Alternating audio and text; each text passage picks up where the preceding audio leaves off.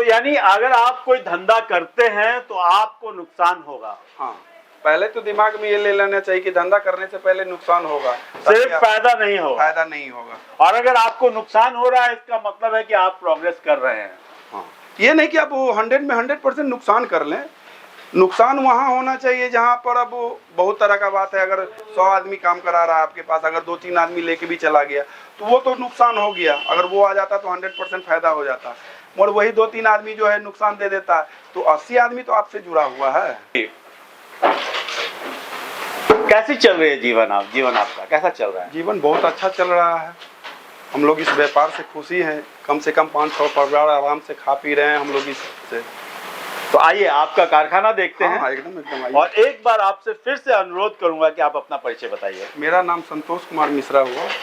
धरारा कोठी में मैं छोटा सा एक बैंडिंग चलाता हूँ, जिसमें कुछ कारीगर लोग हैं जिनके साथ रह के हम लोग बहुत दिन से अपना ये बैंडिंग चला रहे हैं, और इसी से हम लोग अपना जीवन यापन कर रहे हैं। जो अच्छा बुरा है इसी से हम लोग कर रहे हैं। कितने लोगों को काम दे रखा है आपने? हमारे यहाँ कम से कम 10 से 12 लोग हैं अभी प्रेजेंट में। 10 से 12 लोग। हाँ। तो 10 से 12 लोगों का परिवार चलता है इस कारखाने से। सो एवरेज मंथली कितना लेके जाते होंगे एक कारीगर जो है, या एक जो जिसे मजदूर भी कह सकते हैं आप, मजदूर तो जिसे आप स्किल वर्कर भी कह सकते हैं आप, जिसके भरोसे पढ़े लिखे लोग पढ़ते हैं। जी जी। हाँ, वो है आपके पास।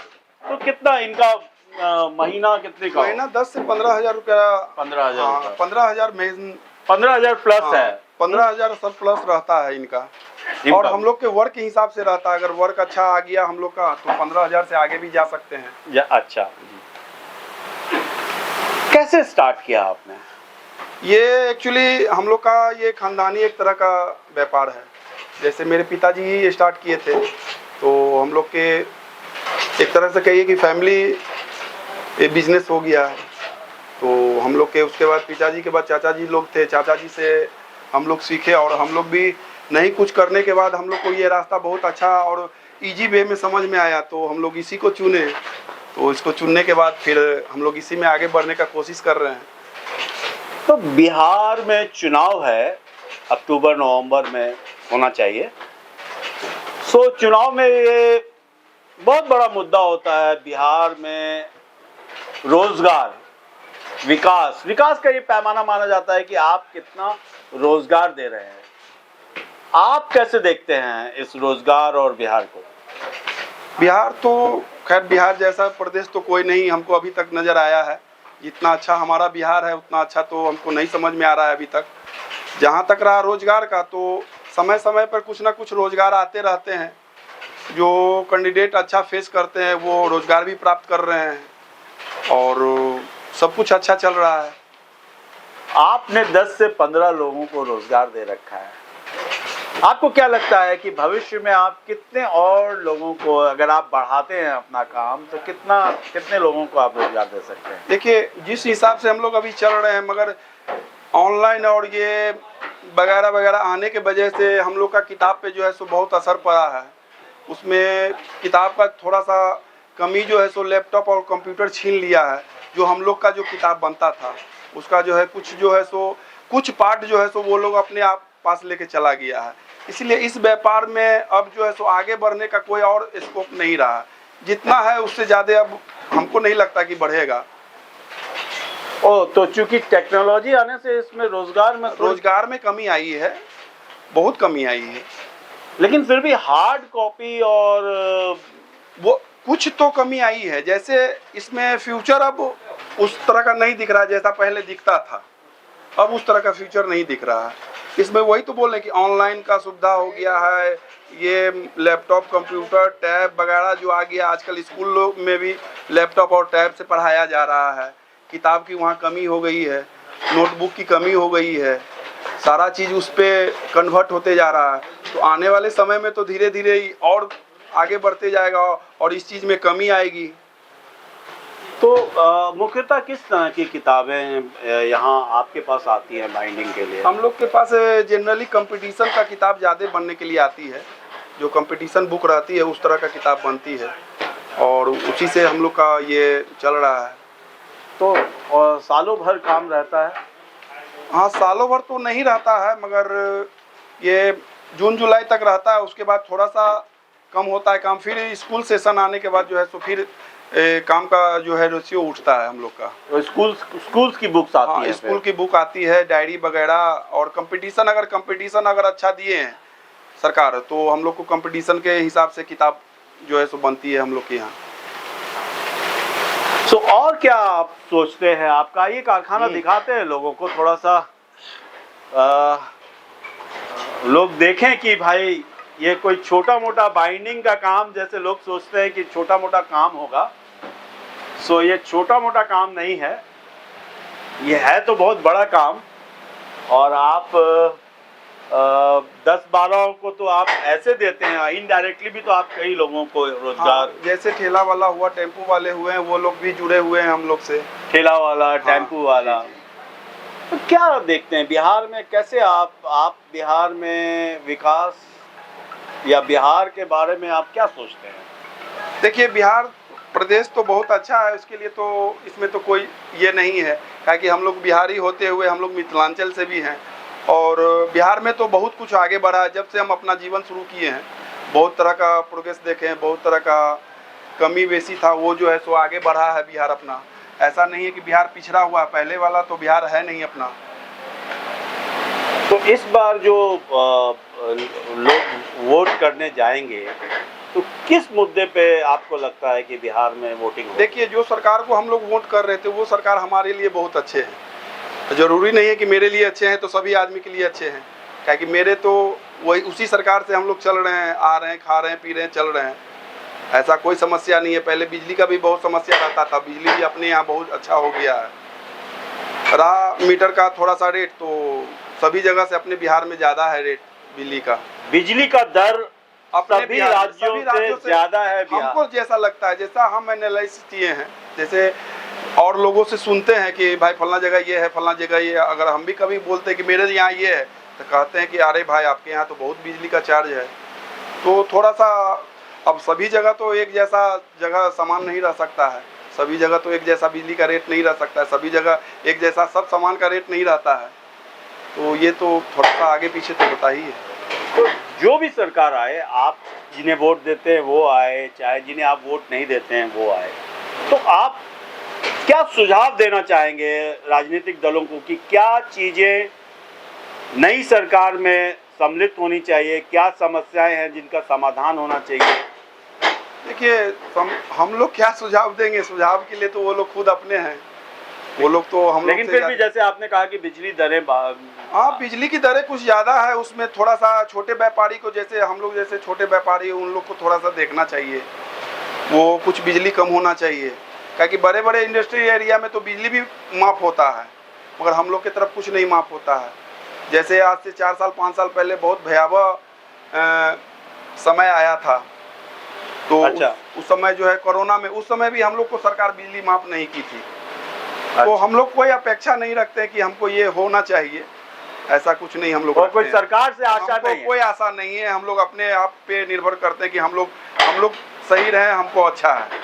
सरकार से कोई, हाँ, थोड़ा सा व्यवस्था अच्छा रहना चाहिए, सड़क अच्छा रहना चाहिए, बिजली अच्छी रहनी चाहिए, प्रशासन अच्छी रहनी चाहिए, किसी तरह का कोई दिक्कत नहीं हो, बस और कोई बात नहीं है। हम लोग से कोई भी सरकार आए, जैसे चल रहा है वैसे चलना चाहिए। लॉ एंड ऑर्डर जो है उस पे आपकी क्या? कोई ऐसा नहीं है, लॉ एंड ऑर्डर भी अपना बहुत अच्छा है पटना का, और हमको लगता है कि इससे अच्छा तो हमको नहीं लगता है कहीं है। अब थोड़ा बहुत क्राइम किस जगह नहीं होता है, किस एरिया में नहीं होता है, किस प्रदेश में नहीं होता है, ये तो सभी प्रदेश का ये है। आप एक पिता भी हैं, आपके पुत्र 12th दे रहे हैं इस बार जी। युवाओं के लिए कैसा सोचते हैं आप? क्या आप कैसा देखते हैं बिहार के युवाओं के बारे में? बिहार का युवा, अब क्या कहें, बिहार का युवा का अब सोच पहले से अलग हो गया है। अब वो लोग अपने हिसाब से चलना चाहते हैं हर एक चीज़ को, और हर एक चीज़ को वो लोग अलग तरह से रिफाइन करना चाहते हैं। जैसे क्या देखते हैं, फ्यूचर कैसा देखते हैं वो लोग? आजकल हमको जहाँ तक समझ में आता है, आज के युवा जो है सो कम मेहनत में ज़्यादा पैसा कमाना चाह रहे हैं, इसी ओर ज्यादा आज के युवा अग्रसर हो गए हैं। अच्छा, कम मेहनत में ज्यादा पैसा और कम टाइम में बहुत आगे बढ़ना चाहते हैं। तो हमारे हिसाब से तो ये पॉसिबल नहीं है क्योंकि जो हम अपने जीवन में जो स्ट्रगल किए हैं उसके हिसाब से हम कह रहे हैं। तो लाइफ में स्ट्रगल करना ही होगा, आगे लाइफ में स्ट्रगल करना पड़ेगा। मतलब कि आराम से सब कुछ नहीं मिलने वाला। नहीं, आराम से तो कुछ भी नहीं मिलता है। अच्छा, और बिहार में और आपको मेजर समस्याएं क्या लगती हैं? क्या लगता है कि ये बिहार में? देखिए, हमको तो कोई ऐसा समस्या नहीं लगता है बिहार में कि कोई समस्या है। कोई कहता है कि बिहार बहुत ये है, तो बिहार जैसा प्रदेश हमको नहीं लगता कि पूरे भारत में कहीं होगा। हाँ, आदमी का नेचर सही रहना चाहिए, देखने का नजरिया सही रहना चाहिए। देखने का नजरिया जैसा रहेगा वैसा प्रदेश आपको नजर आएगा। सफल होने के लिए आपके पास क्या टिप्स है? क्या टिप्स आप युवाओं को देंगे? सफल होने के लिए क्या टिप्स है? सफल होने के लिए एक ही टिप्स है कि अपना समय का सदुपयोग कीजिए और जो भी समय है उसको जो है सो सही रास्ता पर ले जाइए। उसी का जो है सो समय आपको आगे बढ़ाने में मदद करेगा। तो कब कितने बजे शुरू करते हैं? अपना दिन कैसे शुरू करते हैं? ये हम लोग की तरफ हम लोग जो है सो 8 से 9 के बीच में सभी लोग आ जाते हैं हम लोग के यहाँ। सुबह 8 से 9 के बीच में आ जाते हैं। और फिर कितने बजे तक? 8 बजे तक रहते हैं हमारे पास सब लोग। 8 बजे तक रहते हैं। 8 बजे से लेके 8 बजे 12 घंटे की ड्यूटी है। बीच में खाने वाने के लिए? हाँ, बीच में खाने के लिए लंच होता है। शाम में फिर 5 बजे 6 बजे नाश्ता करने के लिए भी टाइम देते हैं हम लोग। अच्छा, 10 मिनट के लिए। यानी 2 ब्रेक होता है। 2 ब्रेक होता है। सो जनरली जो है किताबों की दुनिया में ऑनलाइन आने से, लैपटॉप आने से, गैजेट्स आने से गैजेट आने से तो फर्क पड़ेगा ही। अच्छा, और क्या आप और अपना विचार क्या आप देना चाहेंगे? हम क्या विचार देना क्योंकि आपसे जब हम बात करते हैं, मैं तो आपको झाजी के तौर पे बुलाता हूँ, हालांकि आपका नाम है संतोष मिश्रा लिखते हैं आप, लेकिन हम लोग झाजी बोलते हैं। पता नहीं, हमको सारे मैथिल जो हैं वो झाजी नज़र आते हैं, इसलिए शायद बोलते हैं। लेकिन आप काफ़ी जब आपसे बात करते हैं तो काफ़ी संतुष्टि मिलती है। आपका जो ज्ञान है, जो आप जो समस्याओं को लेकर बातें करते हैं, हालांकि अभी कैमरे के सामने आप नहीं कर पा रहे हैं, तो मैं चाहता हूं कि थोड़ा कैमरे के सामने भी आप करें कि आपको कोई ऐसा विचार आप देना चाहते हैं जो कोई ऐसा क्या विचार दे। हम लोग अभी तो उस जगह नहीं पहुंचे हैं जो हम लोग विचार दे सके हैं। अभी उस जगह पहुंचने में बहुत टाइम लगेगा हम लोग को। नहीं, जैसे आप एक बार बता रहे थे कि देखिए मार्केट में अगर आप काम करते हैं तो आपका पैसा डूबेगा।